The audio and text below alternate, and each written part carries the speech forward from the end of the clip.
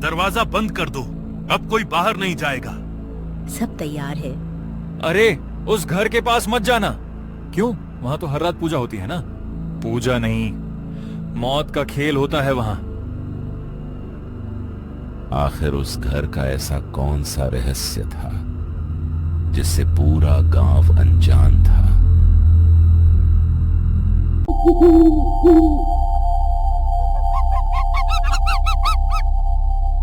गांव के किनारे एक बहुत पुराना और सुनसान मकान था। दिन में वह घर बिल्कुल साधारण दिखाई देता था, लेकिन रात होते ही उसकी खिड़कियों से लाल रंग की हल्की रोशनी बाहर आने लगती। हर रात ठीक 12 बजे उस घर से घंटियों की आवाज, धूप की तेज खुशबू और धीमे धीमे मंत्रों का उच्चारण सुनाई देता। गांव वाले कहते, आम निशा शक्तिः आविर्भव, आम छाये प्रकटस्व। देखो, फिर से पूजा शुरू हो गई। कोई उस घर के पास जाने की हिम्मत नहीं करता, क्योंकि वहां रहने वाले दंपति हमेशा सबसे अलग थलग रहते थे। उनका नाम था विक्रम और उसकी पत्नी सावित्री। दोनों दिन में बेहद शांत, मुस्कुराते हुए और धार्मिक दिखाई देते थे। गांव के लोग उन्हें बहुत श्रद्धालु समझते थे, लेकिन किसी को यह नहीं पता था कि उन मंत्रों के पीछे एक ऐसा भयानक रहस्य छिपा था जिसे जानकर किसी की भी रूह कांप जाती। उस रात भी दूर खड़ा बूढ़ा हरिराम उस घर की ओर देखकर धीरे से बोला, हे भगवान, इन लोगों की पूजा में आखिर ऐसा क्या है जो हर रात कभी खत्म ही नहीं होती? और उसके शब्द अंधेरे में खो गए। अगली सुबह सावित्री मंदिर से लौटते समय रास्ते में खेल रही छोटी छोटी बच्चियों को प्यार से टॉफियां बांट रही थी। उसके चेहरे पर ऐसी मासूम मुस्कान थी कि कोई भी उस पर शक नहीं कर सकता था। एक बच्ची हंसते हुए बोली, आंटी आप बहुत अच्छी हो। सावित्री ने उसके सिर पर हाथ फेरते हुए कहा, बेटा कभी हमारे घर भी आना, तुम्हें बहुत सारी मिठाइयां दूंगी। दूर खड़ी बच्ची की मां मुस्कुराकर बोली, देखो कितने अच्छे लोग हैं, हर समय भगवान का नाम लेते रहते हैं। लेकिन उसी समय विक्रम उन बच्चियों को घूर रहा था।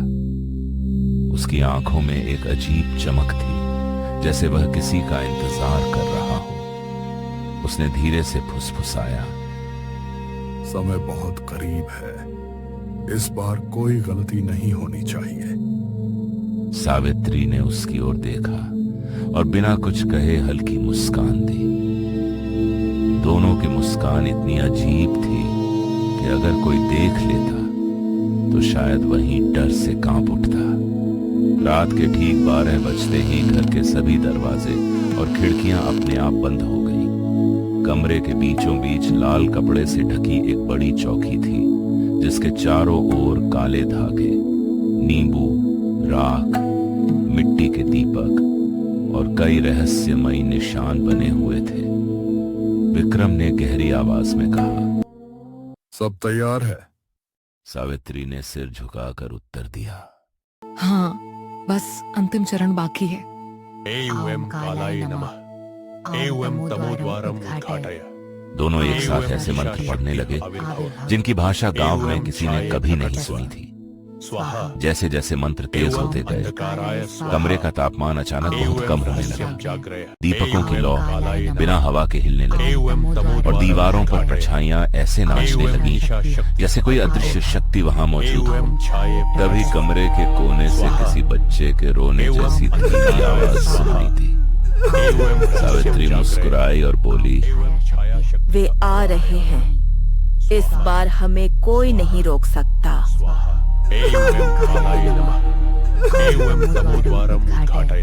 अगली सुबह पूरे गांव में एक अजीब सी बेचैनी थी। रात भर कई लोगों ने उस घर की दिशा से घंटियों, मंत्रों और किसी के चीखने जैसी आवाजें सुनी थी, लेकिन किसी ने हिम्मत करके बाहर निकलने की कोशिश नहीं की।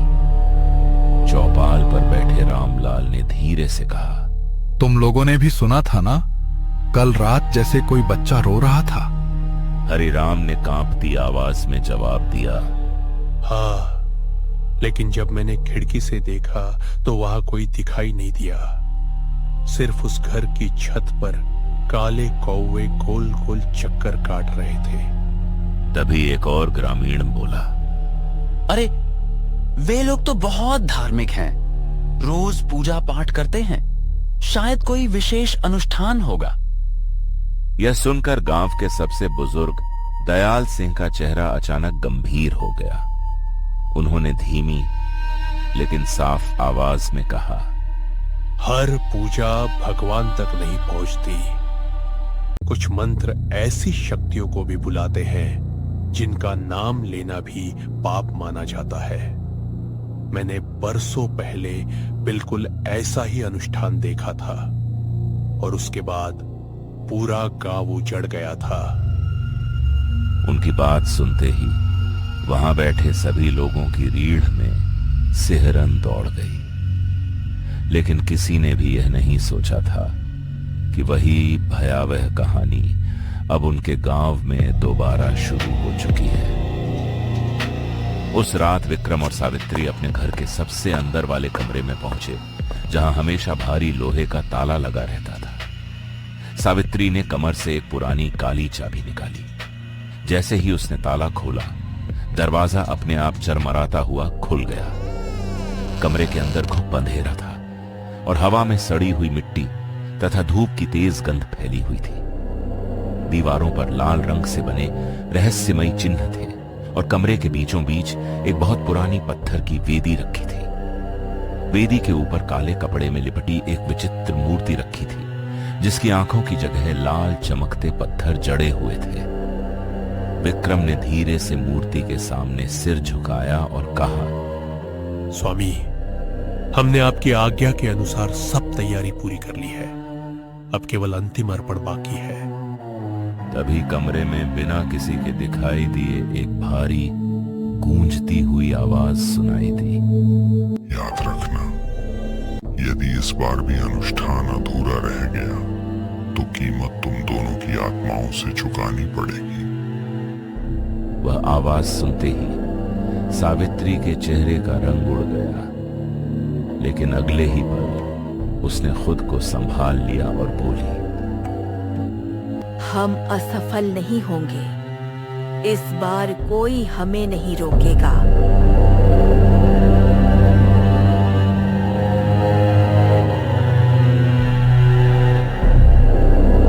अगले दिन सावित्री पूरे गांव में बड़ी खुशी से घूमती रही। उसने कई घरों में जाकर कहा, कल पूर्णिमा है, हमने अपने घर में कन्या भोज रखा है।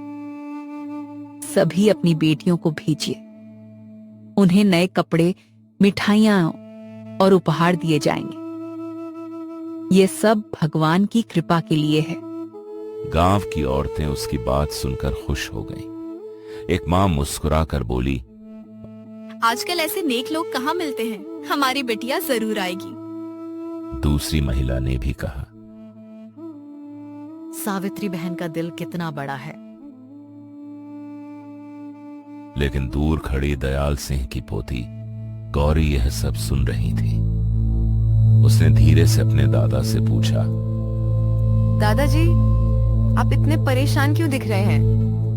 दयाल सिंह ने गहरी सांस लेते हुए कहा, बेटी, जिस घर से हर रात अजीब मंत्र सुनाई दें, वहां बच्चों का जाना कभी शुभ नहीं होता। मुझे डर है कि कल की रात इस गांव की सबसे भयानक रात बनने वाली है। गौरी ने पहली बार उस पुराने घर की ओर देखा। उसी क्षण उसे ऐसा महसूस हुआ जैसे ऊपर वाली खिड़की से कोई लाल आंखों वाला साया उसे घूर रहा हो।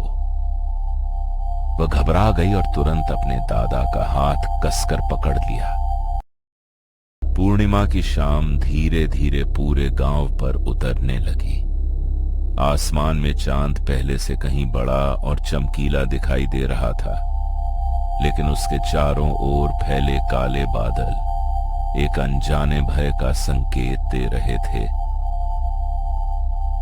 सावित्री के घर के बाहर रंगोली बनाई गई थी, दीपक जल रहे थे और फूलों की मालाएं टंगी थीं।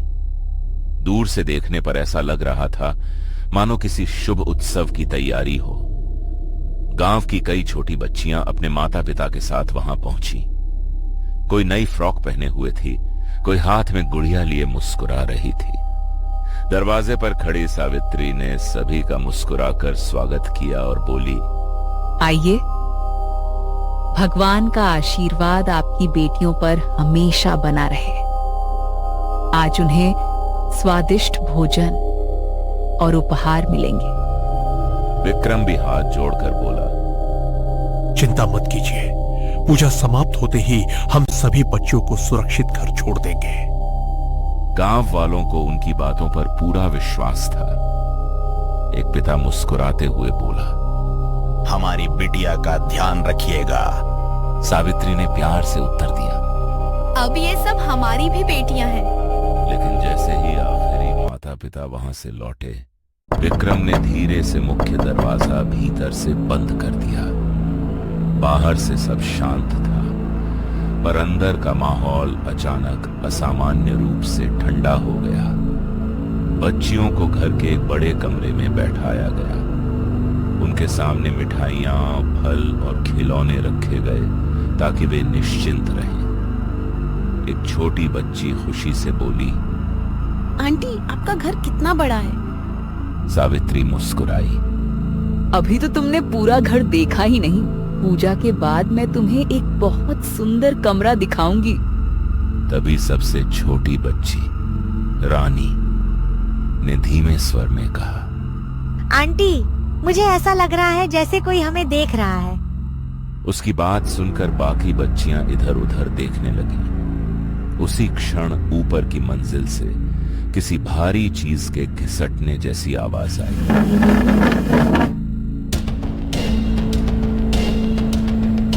विक्रम तुरंत मुस्कुराते हुए बोला, डरने की कोई बात नहीं, पुराना घर है, लकड़ियां आवाज करती रहती है। बच्चियां फिर बातें करने लगी, लेकिन रानी की नजर कमरे की दीवार पर पड़ी एक पुरानी तस्वीर पर टिक गई। तस्वीर में बिल्कुल यही कमरा था और उसमें कई बच्चे बैठे थे। तस्वीर का रंग फीका पड़ चुका था, लेकिन एक बात साफ थी, उन बच्चों के चेहरे डरे हुए थे, मुस्कुराते हुए नहीं। रानी का दिल तेजी से धड़कने लगा। उसी समय गांव में दयाल सिंह बेचैन होकर इधर उधर टहल रहे थे। उन्होंने अचानक अपने पुराने संदूक से वर्षों पुरानी एक डायरी निकाली। कांपते हाथों से उसके पन्ने पलटते हुए वे बुदबुदाए, अगर मेरा शक सही है तो आज रात बहुत देर होने से पहले सच जानना होगा। डायरी के एक पन्ने पर उसी घर का हाथ से बना चित्र था। उसके नीचे लिखा था, जो लोग पवित्रता का मुखटा पहनकर अंधकार की शक्तियों की आराधना करते हैं, वे मासूमों को धोखे से अपने जाल में फंसाते हैं। उनका सबसे बड़ा हथियार भय नहीं, बल्कि लोगों का भरोसा होता है। यह पढ़कर दयाल सिंह का चेहरा पीला पड़ गया। उन्होंने तुरंत अपने पोते मोहन से कहा, मोहन, जल्दी इधर आओ। क्या हुआ दादाजी? चलो, अभी उसी घर चलना होगा। अगर हम देर कर गए तो कोई बड़ी अनहोनी हो सकती है। मोहन घबरा कर बोला, लेकिन दादाजी, अगर आपकी बात सच हुई तो?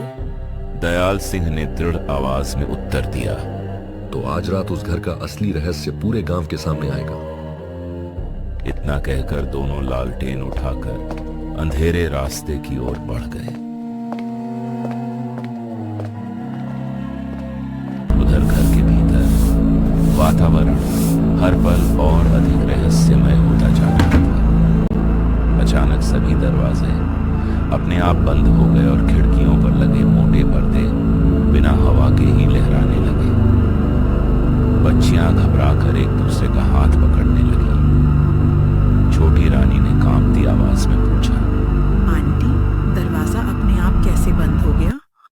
सावित्री ने बनावटी मुस्कान के साथ जवाब दिया, डरने की कोई बात नहीं बेटा, ये हमारे पुराने घर की आदत है। पहले पूजा होगी, फिर तुम सबको प्रसाद मिलेगा। तभी विक्रम पीतल की एक बड़ी घंटी लेकर कमरे में आया। उसने घंटी बजाई तो उसकी आवाज पूरे घर में गूंजने लगी। उसी क्षण ऊपर की मंजिल से धीमे धीमे मंत्रों का स्वर सुनाई देने लगा।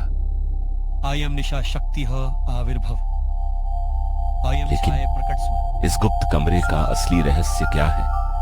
विक्रम और सावित्री यह सब आखिर क्यों कर रहे हैं? काले कपड़े में लिपटी उस रहस्यमयी मूर्ति का सच क्या है?